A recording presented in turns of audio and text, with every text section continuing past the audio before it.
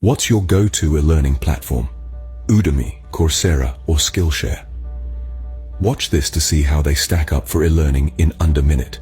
For instance, on Udemy, you can take courses like Learn Python Programming Masterclass, while Coursera offers comprehensive programs such as Data Science Specialization, and Skillshare has creative endeavors like Graphic Design Basics.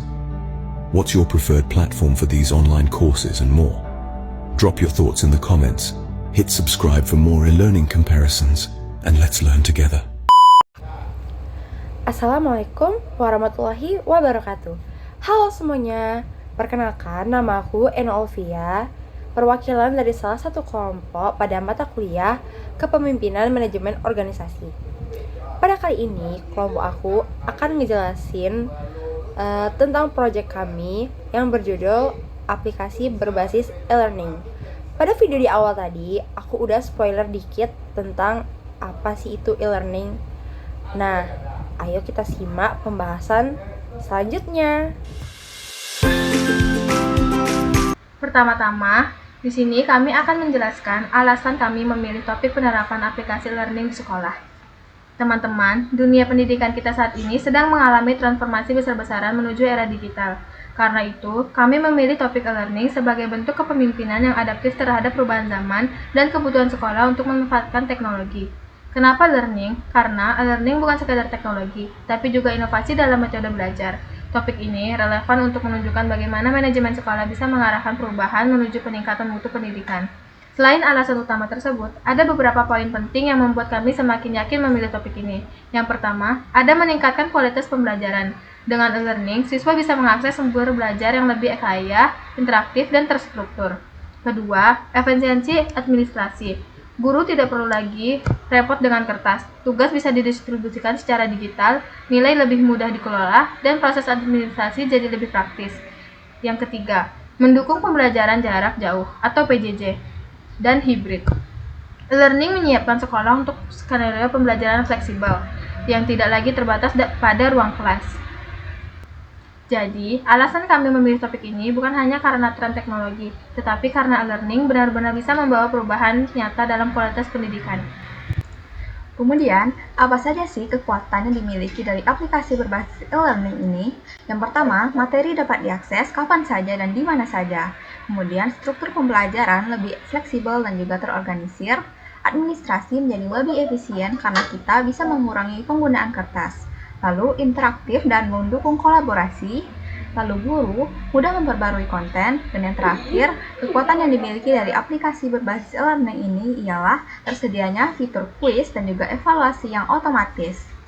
Lalu, apa saja sih tantangan yang perlu kita atasi pada aplikasi berbasis e-learning ini? Yang pertama, adanya infrastruktur teknologi yang masih sangat terbatas. Lalu, sumber daya manusianya yang belum sepenuhnya siap. Kemudian, ketergantungan tinggi pada teknologi, minimnya interaksi langsung jika tanpa adanya fitur live, dan yang terakhir, guru dan siswa membutuhkan pelatihan khusus. Kemudian kita akan masuk pada opportunities ataupun peluang yang bisa kita manfaatkan dari aplikasi berbasis e-learning ini. Yang pertama, ia bisa mendorong transformasi digital pada pendidikan. Yang kedua, dia bisa mendukung dan didukung oleh kebijakan pemerintah. Lalu ia bisa dikembangkan menjadi model yang lebih hybrid lagi. Kemudian ia bisa menjadi tren digital yang dapat meningkat secara pasca pandemi ini. Kemudian dia juga berpotensi untuk bisa meningkatkan akreditasi sebuah sekolah, dan kemudian peluang terakhir yang bisa diciptakan dari aplikasi berbasis e-learning ini, materinya bisa diperluas di luar kurikulum wajib. Lalu yang terakhir, ada ancaman ataupun threat yang perlu kita waspadai dari aplikasi berbasis e-learning ini. Yang pertama, itu adanya kesenjangan digital antar sekolah. Lalu ancaman terhadap keamanan data, dan yang terakhir adanya resistensi terhadap perubahan. Nah, kesimpulan yang bisa kita ambil dari analisis SWOT pada aplikasi berbasis e-learning ini ialah analisis ini bisa membantu kita untuk memahami posisi e-learning secara menyeluruh dengan memaksimalkan kekuatan peluang serta mengatasi kelemahan dan juga ancaman yang ada. Kita juga bisa menciptakan sistem pembelajaran digital yang juga inklusif, aman, dan berkelanjutan. Nah, di sini saya akan menjelaskan analisis SWOT. Nah, dalam pengelolaan suatu sistem, keberhasilan tidak hanya ditentukan oleh ide besar, tetapi juga oleh bagaimana prosesnya dijalankan secara struktur. Nah, analisis ini yang pertama meliputi perencanaan. Perencanaan ini proses menetapkan tujuan dan merancang langkah-langkah untuk mencapainya. Nah, di perencanaan ini, kita menetapkan tujuan pengembangan, analisis kebutuhan pengguna dan lingkungan, perencanaan sistem dan pemilihan platform, perencanaan anggaran dan sumber daya, penyusunan SOP, penjadwalan implementasi, dan penetapan indikator keberhasilan. Yang kedua ada pengorganisasian. Nah, di sini mengatur sumber daya, membentuk struktur, dan menetapkan peran agar rencana bisa dijalankan. Di sini kita membentuk tim pengelolaan e-learning, pembagian tugas dan tanggung jawab, penetapan wewenang dan alur koordinasi, pengelompokan kegiatan kerja, dan pembinaan kerjasama dan komunikasi.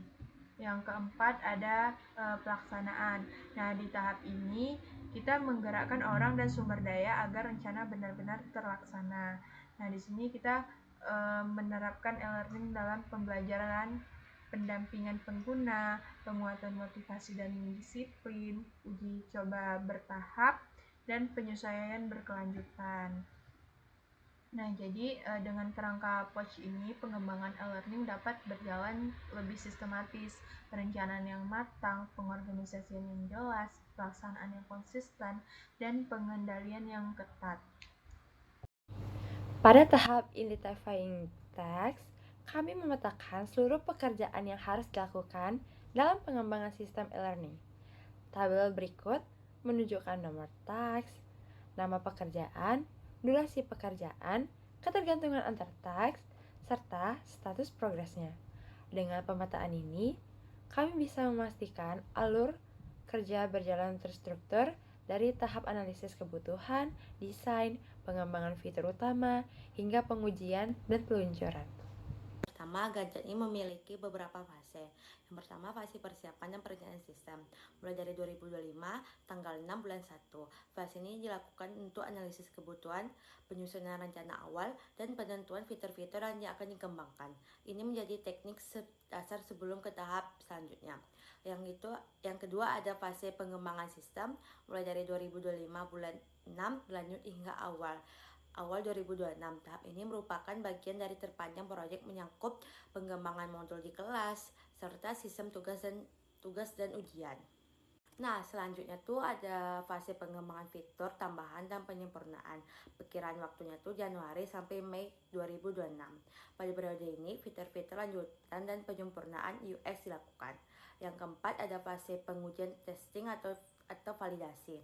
Mulai dari 2026 tanggal 5 bulan 1. Fase ini meliputi pengujian internal, uji coba ke Bapak guru siswa, dan perbaikan serta evaluasi pengalaman pengguna. Nah, ini adalah fase terakhir dari Ganjar. Yang kelima yaitu fase peluncuran sistem. Tanggal mulanya itu 2026 bulan 6 tanggal 1. Aplikasi e-learning ini resmi diriliskan dan mulai digunakan oleh sekolah. Kegiatan yang meliputinya yaitu publikasi sistem dan aktivitas pengenalan fitur untuk guru dan siswa. Nah, kesimpulan dari materi kami yaitu penerapan aplikasi e-learning di sekolah menjadi langkah awal strategi untuk menghadapi perkembangan teknologi dan kebutuhan pendidikan modern.